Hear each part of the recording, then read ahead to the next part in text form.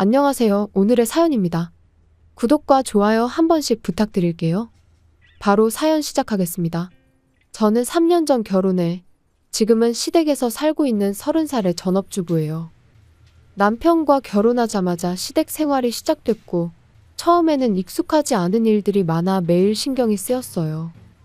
시아버지는 이미 돌아가셨고 동시에 시어머니는 병이 발견돼서 혼자 사는 게 위험하다는 이유로 우리가 시댁에서 시어머니와 함께 살게 되었어요.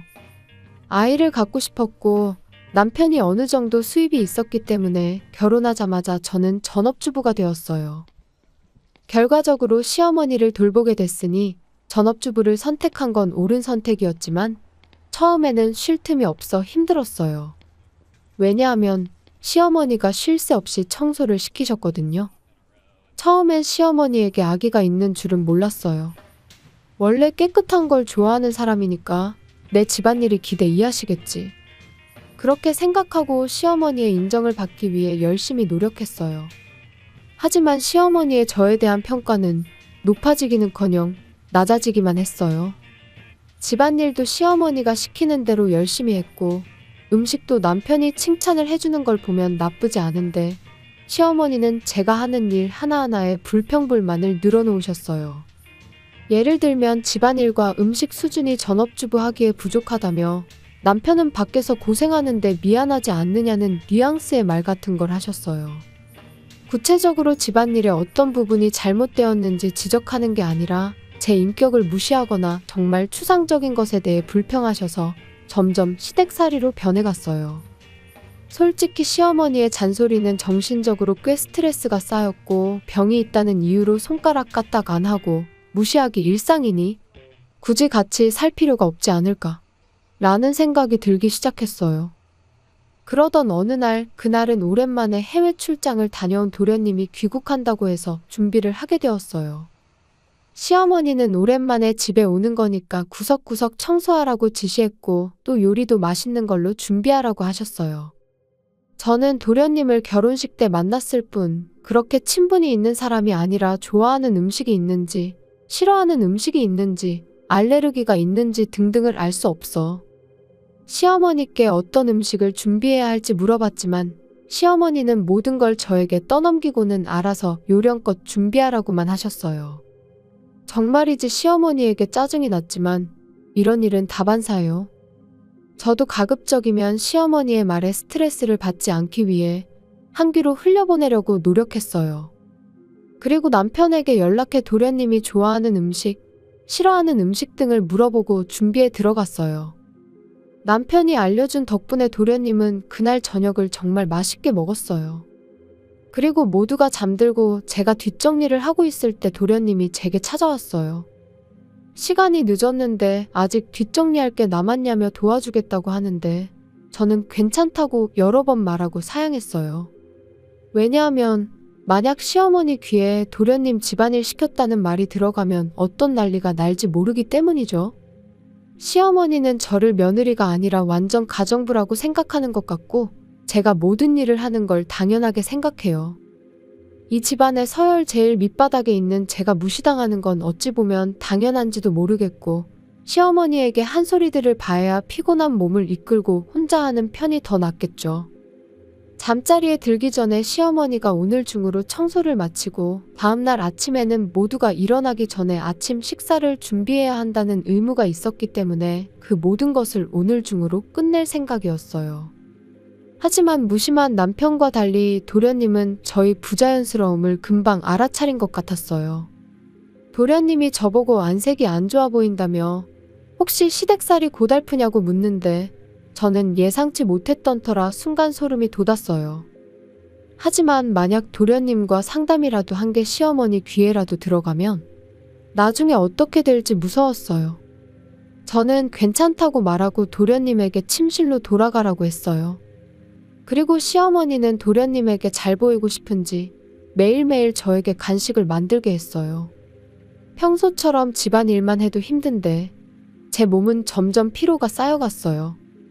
그리고 도련님이 돌아온 지 일주일이 지났을 때 무리한 생활에 지친 제 몸이 드디어 한계에 부딪혀 고열이 났어요. 그때는 이미 39도를 넘어섰고 몸도 한계에 다다랐어요. 하지만 시어머니는 그런 저에게 냉정한 말을 했어요. 열 좀 난다고 해서 너무 티내지 마. 그런 건 핑계 따위가 될 리가 없잖아. 오늘도 평소처럼 집안일도 하고 밥도 만들어야 해.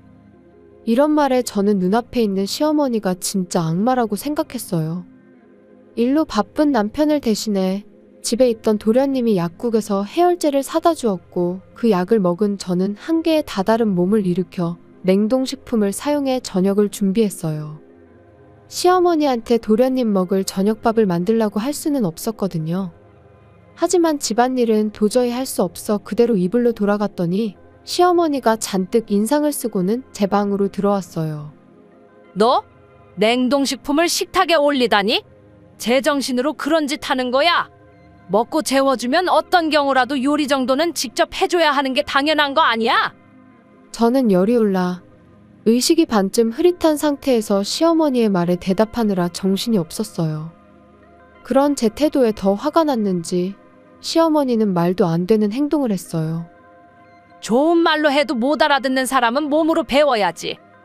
시어머니는 시뻘건 얼굴로 창가에 있던 화분을 들고 저를 향해 던졌어요. 시어머니의 말에 대답할 기운은 없었지만 몸이 본능적으로 움직인 것 같아요. 저는 간신히 화분을 피했지만 화분은 그대로 마룻바닥에 부딪혀 큰 소리를 내며 깨져버렸어요. 이런 말도 안 되는 행동을 하는 시어머니에게 저는 공포를 느꼈지만 곧이어 들려오는 큰 비명소리에 저와 시어머니는 할 말을 잃었어요. 도련님에게 물과 해열제를 가져다 달라고 부탁했었는데 때마침 방에 들어와서 화분에 직접 맞은 건 아니지만 그 파편이 다리에 부딪혀 피가 나고 있었어요. 또 놀라서 화분 파편을 밟았는지 발바닥에도 파편이 박혀 피가 나고 있었어요. 정신을 차린 저는 그 자리에서 구급차를 불렀는데 긴장한 탓인지 구급차를 부르는 순간 저도 그 자리에서 쓰러져 결국 도련님뿐만 아니라 저도 함께 구급차에 실려가게 되었어요. 저는 고열만 있었기 때문에 그렇게 심각한 상태는 아니었지만 파편이 다리에 박힌 도련님은 그대로 응급수술을 받게 되었어요. 생명에는 지장이 없지만 부상을 입게 된 거죠. 그 후 남편은 바로 달려왔고 무슨 일이냐며 어떻게 된 건지 설명해달라고 소리쳤어요. 근데 시어머니가 화분을 들고 있다가 미끄러져 떨어뜨렸다고 변명을 하는 게 아니겠어요. 저는 그 변명을 듣고 속으로 화가 나서 진실을 말해줘야겠다고 생각했어요. 열이 39도가 넘고 머리가 어지러워서 오늘은 그냥 잠자고 쉬고 있었어. 그런데 어머님이 방에 들어와서 어떤 상황에서도 가정부인 나는 무슨 일이 있어도 집안일 해야 한다고 욕을 하시더라고. 무슨 소리야? 그런 말 한 적 없는데. 엄마가 잠도 제대로 못 자게 하고 열 날 때까지 집안일을 시킨 거 아니야? 남편의 확신에 찬 질문에 시어머니는 점점 입장이 곤란해졌어요. 남편은 바쁜 시기라 매일 밤늦게 귀가했고 집에 돌아와도 밥만 먹고 바로 잠들었거든요. 그래서 남편은 집에서 벌어지는 일을 전혀 몰랐어요. 솔직히 제 편을 들어줄지 시어머니 편을 들지 몰랐는데 남편은 완전 제 편을 들어줬어요. 그리고 화분은 어떻게 된 거야? 약 덕분에 열이 많이 내려간 저는 정신이 번쩍 들었어요. 바로 주머니에 있는 폰을 꺼내서 녹음한 걸 재생했어요.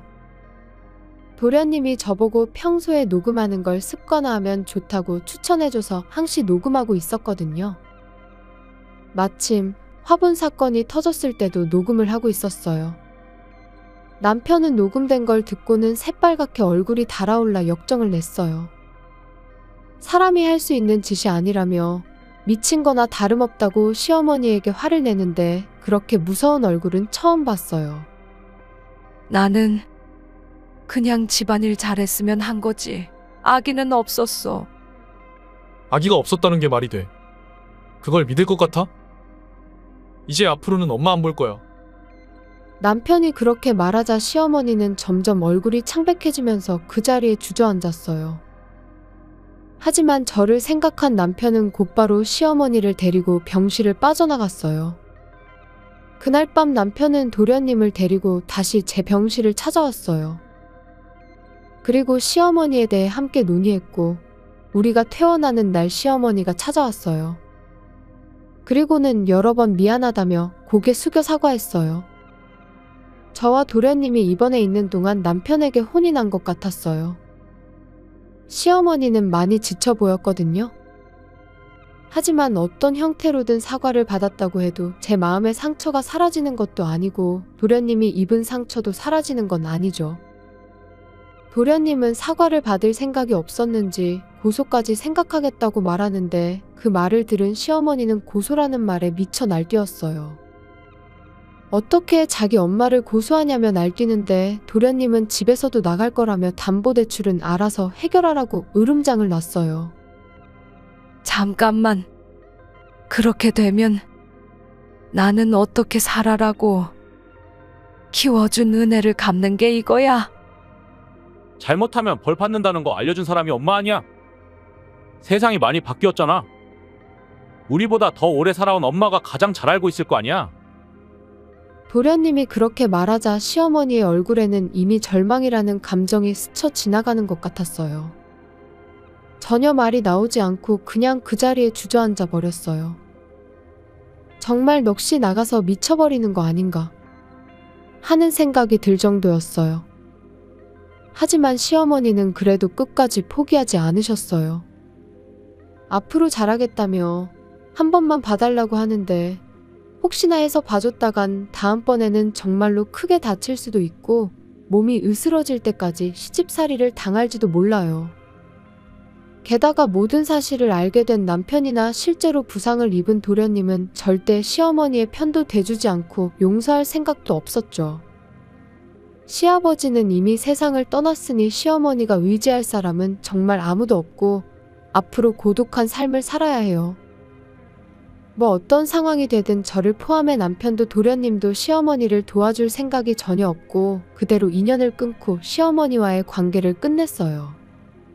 그러자 저는 시어머니에게 그동안의 시집살이로 인한 정신적 손해배상 소송을 했고 도련님은 시어머니를 상해죄로 고소했어요. 그 후 시어머니는 우리에게 돈을 지급해야 하는데 연로한 시어머니에게 돈을 빌려줄 곳은 어디에도 없었어요. 게다가 대출금을 갚을 수 없는 시댁에 계속 살 수도 없어 집을 팔려고 부동산에 내놨다고 하네요. 하지만 좀처럼 매수자가 나타나지 않아 결국 시어머니는 일용직 같은 일을 하면서 돈을 갚기 위해 애쓰고 있다고 하네요. 참고로 저는 지난달에 임신을 했고 지금은 남편과 둘이서 행복한 생활을 하고 있어요. 시어머니처럼 스스로 인간관계를 악화시키는 일이나 행동을 하면 반드시 벌을 받을 거예요. 인생을 헛되이 살지 않기 위해서라도 남을 존중하고 배려하도록 하겠습니다. 시청해주셔서 감사합니다. 그럼 다음 영상에서 다시 뵙겠습니다.